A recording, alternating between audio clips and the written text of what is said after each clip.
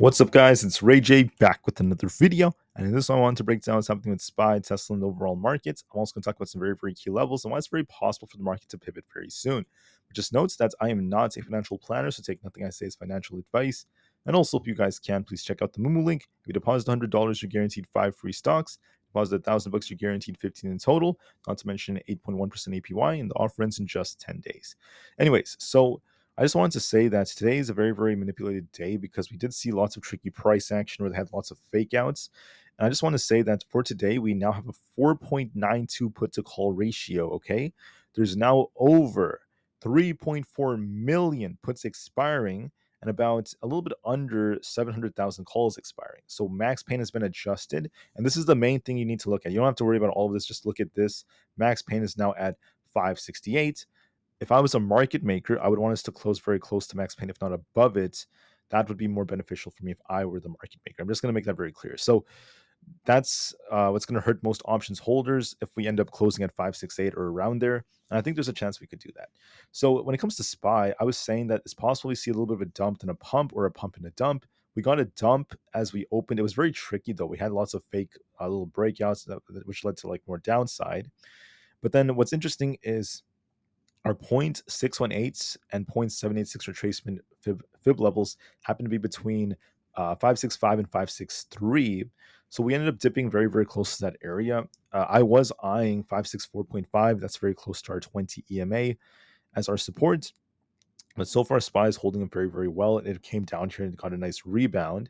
So from this point on, as long as we hold 563 on SPY, we're also holding like 565 very well, by the way. So we haven't even gone all the way down there. But as long as we're above that support, we have the potential to rebound next week. We could rebound to the 570s next week, early next week, for a bit of a bounce. I do see potential in this looking at this chart. So for your levels, here they are. You're looking at 566 as our support. If that fails us, there's 565, then 563 is the main one below that. 568 is going to be our main resistance. This is also max pain for the day. If we break past max pain, the 568 area, we're looking for that nice gap fill going into next week. There's a very good chance that could happen as buyers step in. It's Friday, guys, so it wouldn't be a surprise to me. For ES, we've dipped quite a bit, very close to our 20 EMA as well.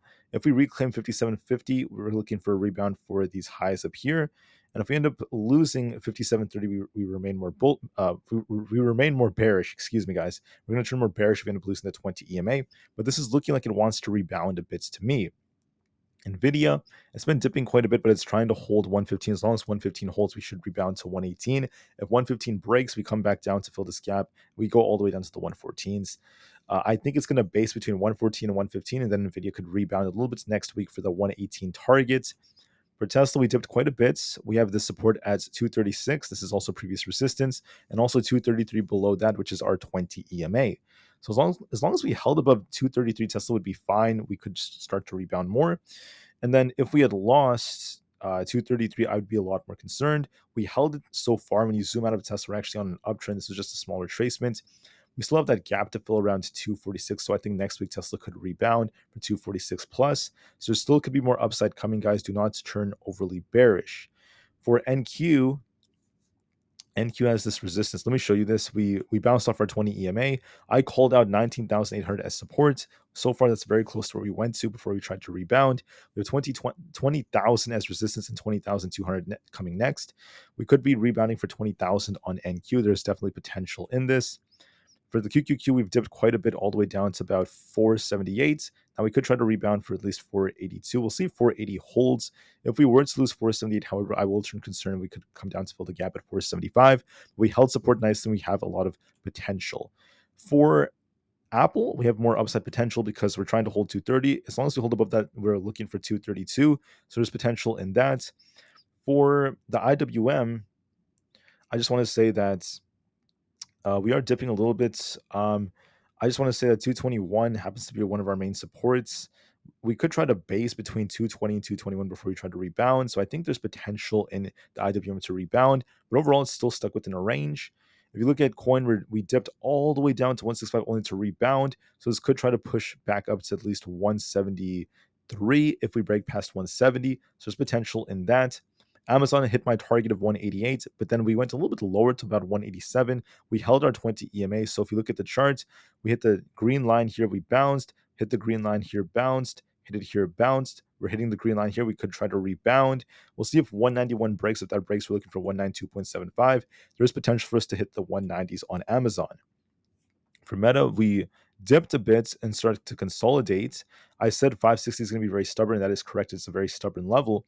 But now we're trying to reclaim it. So we're looking for 564 is going to be our resistance. And if that breaks, we're looking for basically 568 next. So I think there's a good chance we do try to push up to this resistance. We'll see if 564 breaks, but there is definitely upside potential in Meta. And I think that this still remains more bullish. For Microsoft, we're range bound right now.